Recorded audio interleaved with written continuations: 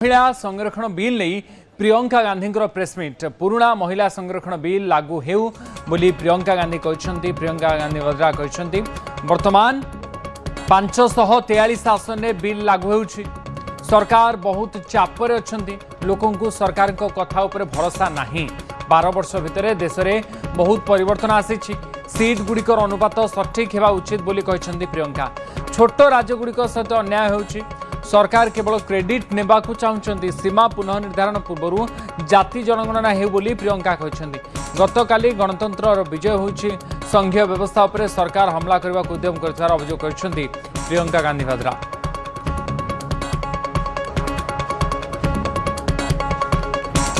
तेबे महिला संरक्षण बिल को नहीं प्रियंका गांधी आज प्रेसमिट करिसेंती। गतकाली संसद रे तीनोटी बिल काट खाइबा परे जो महिला संरक्षण बिल संविधान संशोधन बिल एवं जहाँ सीमा पुनर्निर्धारण को नहीं रही से बिल गुड़िक काट खाइबा परे आज महिला संरक्षण बिल को नहीं प्रियंका गांधी प्रेसमिट करिसेंती कि पुराणा महिला संरक्षण बिल लागू करा जाऊ।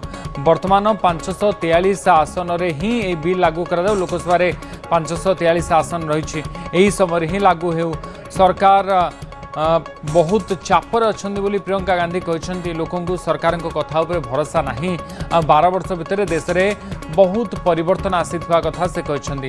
सीट गुड़िकर अनुपात सठिक होगा उचित बोली प्रियंका कहते कारण डिलिमिटेशन समय सीमा पुनर्निर्धारण समय छोट राज्य गुड़िक सहित अन्याय होउछि सरकार केवल क्रेडिट नेबा को चाहते बोली कहते प्रियंका गांधी।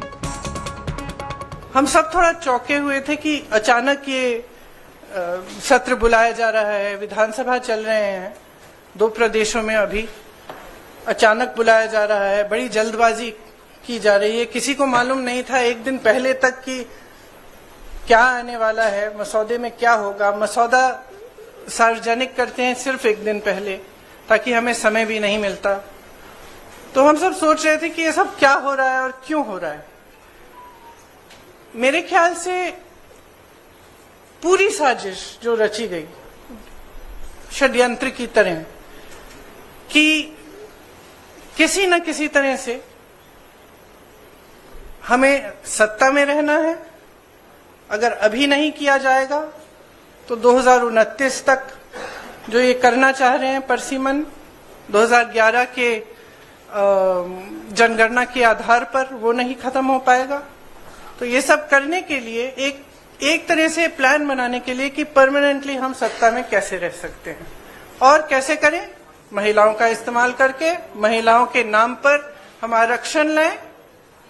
अगर ये लोग सहमत होंगे, पारित हो जाएगा तो एक तरफ हम ये कर लेंगे, दूसरी तरफ से हमें सारी स्वतंत्रता मिल जाएगी कि काटपीट भी करिए, सीटों में किसी तरह से भी आप परसीमन करा दीजिए।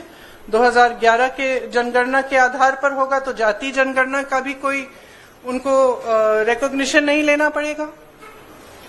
तो ये साफ है कि उन्होंने सोचा चलो पारित हो जाएगा तो जीत, पारित नहीं होगा तो हम हर नेता के सामने बाकी पार्टियों को महिला विरोधी कहकर महिलाओं के मसीहा बन जाएंगे।